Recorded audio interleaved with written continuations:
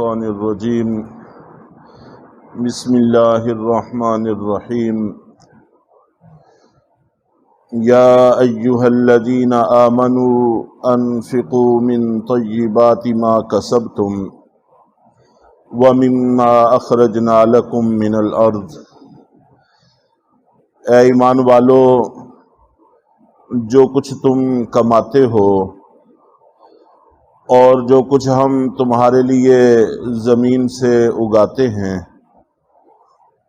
اس میں سے عمدہ چیزوں کا حصہ اللہ کے راستے میں خرچ کیا کرو۔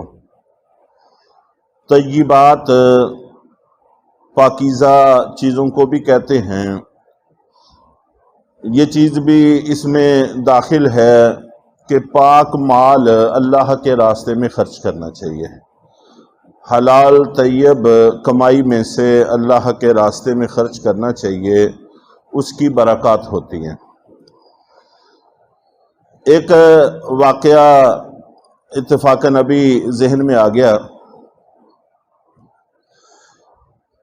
ہمارے ہاں درس نظامی میں ایک کتاب پڑھائی جاتی ہے، نور الانوار، اصول فقہ کی معروف اور مشہور کتاب ہے۔ ان کے مصنف اورنگزیب عالمگیر بادشاہ کے زمانے میں تھے۔ تو ایک دفعہ اورنگزیب نے ان کو 4 آنے چوانی جس کو ہم کہتے تھے وہ بطور ہدیہ کے دی، اور خود جہاد کے سفر پر چلے گئے۔ اور پیدل سفر ہوتے تھے، جہاد پر مہینوں بسا اوقات سالوں بھی لگ جاتے تھے۔ تو لمبے سفر سے جب دوبارہ واپس آئے تو ان مصنف کو ملا جیون رحمۃ اللہ علیہ کے نام سے یاد کیا جاتا تھا۔ تو کئی دن یہ استاذ تھے اورنگزیب کے، کئی دن تک ملاقات ان سے نہ ہو سکی۔ تو اورنگزیب کو تشویش ہوئی، پوچھا کہ ملا صاحب تشریف نہیں لائے تو کیا وجہ ہے؟ تو لوگوں نے بتایا کہ آج کل تو وہ دنیا کے کاموں میں بڑے مصروف ہیں، ان کے پاس فرصت ہی نہیں ہے کسی سے ملنے کی۔ تو بہرحال انہوں نے پیغام بھیجا، وہ تشریف لائے، ملاقات ہوئی، اور واقعی ان کا اٹھنا بیٹھنا سب کچھ بدلا ہوا تھا، رہن سہن، پہننا اوڑھنا سبھی کچھ بدلا ہوا تھا۔ اورنگزیب عالمگیر بادشاہ نے ان سے پوچھا کہ یہ میں کیا دیکھ رہا ہوں؟ تو انہوں نے فرمایا کہ اصل میں جو تم نے 4 آنے مجھے بطور ہدیہ کے دیے تھے یہ سب اس کا اثر ہے۔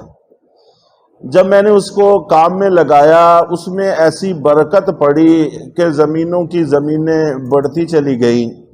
اب ظاہر ہے کہ بہت زیادہ زمینیں ہیں، ان کی دیکھ بھال کرنی ہی پڑتی ہے، تو اس سے میرے کام میں بہت زیادہ اضافہ اور ترقی اور برکت ہوئی ہے۔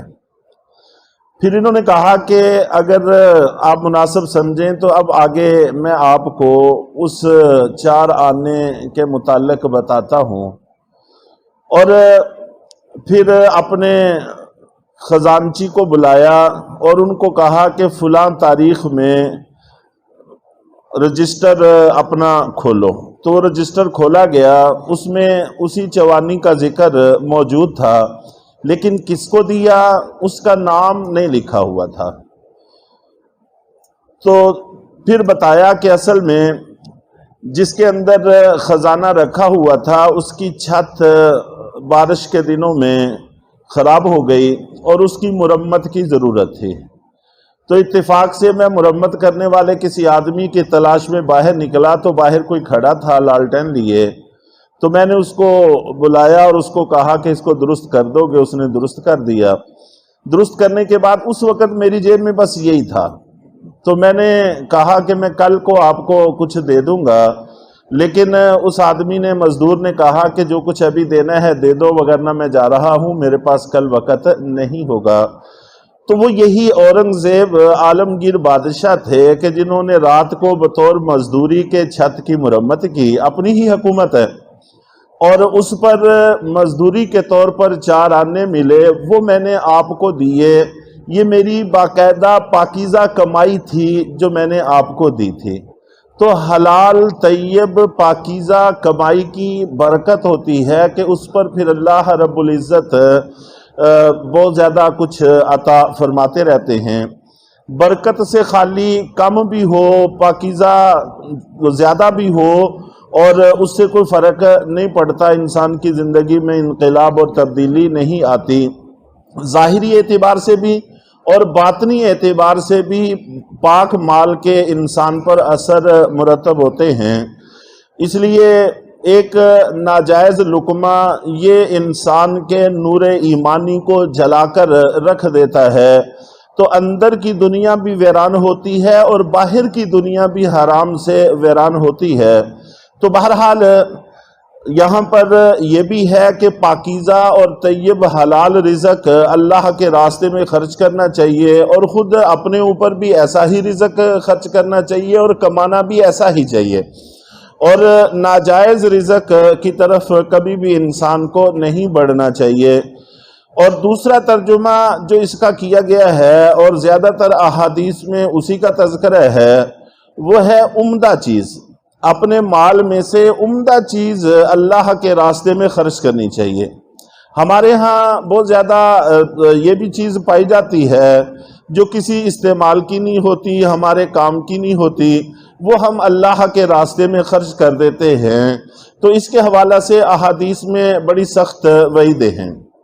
چنانچہ ایک دفعہ اللہ کے نبی صلی اللہ علیہ وسلم مسجد نبوی میں تشریف لائے، تو مسجد نبوی میں ترتیب یہ تھی کہ اصحاب صفہ وہاں مسجد نبوی کے اندر قیام رکھتے تھے، اور صحابہ اکرام اپنے باغات میں سے کھجوروں کے کچھ گچھے لا کر وہاں لٹکا دیتے تھے خوشے، اور جس صحابی کو ضرورت پڑتی ہے صحاب صفہ والوں میں سے، ان میں سے کچھ کھجوریں لے لیتے، کھا لیتے، پانی پی لیتے، یہ ان کا گزر بسر تھا۔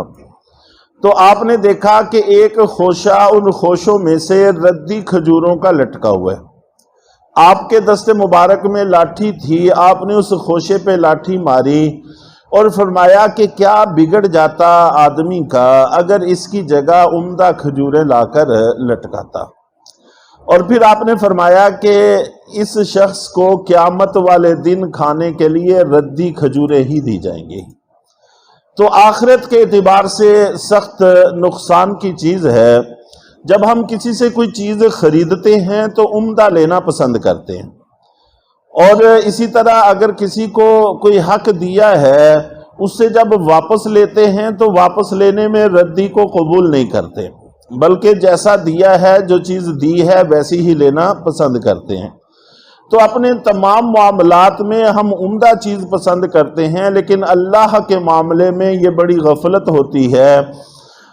اور پھر آگے سمجھانے کے لیے ارشاد فرمایا کہ وَلَا تَيَمَّمُوا الْخَبِيثَ مِنْهُ تُنْفِقُونَ وَلَسْتُمْ بِآخِذِيهِ إِلَّا أَن تُغْمِضُوا فِيهِ، اور تم اس کا ارادہ بھی نہ کیا کرو کہ اپنے مال میں سے گھٹیا چیز اللہ کے راستے میں خرچ کرو، اور ایسی چیز کہ اگر وہ تم کو دی جائے تو تم ان کو بطور نفرت کی وجہ سے آنکھیں بند کیے بغیر قبول ہی نہ کرو۔ اگر ویسی ہی چیز تمہیں دی جائے تو تم اس کو رد کر دو، اور اگر کسی وجہ سے قبول بھی کرو تو آنکھیں بند کر کے، چشم پوشی کر کے، نظر انداز کر کے کہ چلو اب کیا اس کو کچھ کہنا ہے تو لے کے رکھ لو۔ تو ایسی چیز اللہ کے راستے میں خرچ کرنا یہ غیر مناسب ہے، اور اللہ کے نبی صلی اللہ علیہ وسلم خود بھی ایسی چیز قبول نہیں فرماتے تھے، اور اپنے عاملین کو حکم بھی دے رکھا تھا کہ ایسی چیز قبول نہ کیا کرو۔ وَاعْلَمُوا أَنَّ اللَّهَ غَنِيٌّ حَمِيدٌ، اور جان لو کہ بے شک اللہ تعالیٰ قابل تعریف ہیں، مستغنی ہیں، قابل تعریف ہیں۔